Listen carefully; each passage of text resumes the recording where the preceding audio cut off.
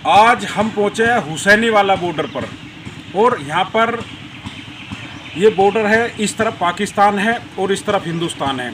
और ये वो जगह है जो हम लोगों को प्रेरणा देती है। हमारे वीर शहीद भगत सिंह, सुखदेव और राजगुरु, ये वो स्थल है जहाँ पर उन लोगों को फांसी लगाई गई थी और हमारे युवाओं के लिए प्रेरणा स्थल है।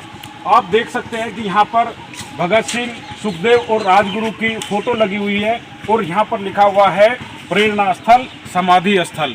ये समाधि स्थल हमारे उन वीर सपूतों का है जिन्होंने भारत की आज़ादी में अहम योगदान निभाया। और हम आज यहाँ पर जाति, धर्म और तमाम छोटी चीज़ों पर लड़ रहे हैं, लेकिन इन वीर सपूतों को देखिए जिन्होंने अपने लिए यहाँ पर भारत को आज़ाद कराने के लिए अपनी जान न्यौछावर कर दी। आज हम आपको ये प्रेरणा स्थल दिखाएंगे, इसी में आज आपको घुमाते हैं।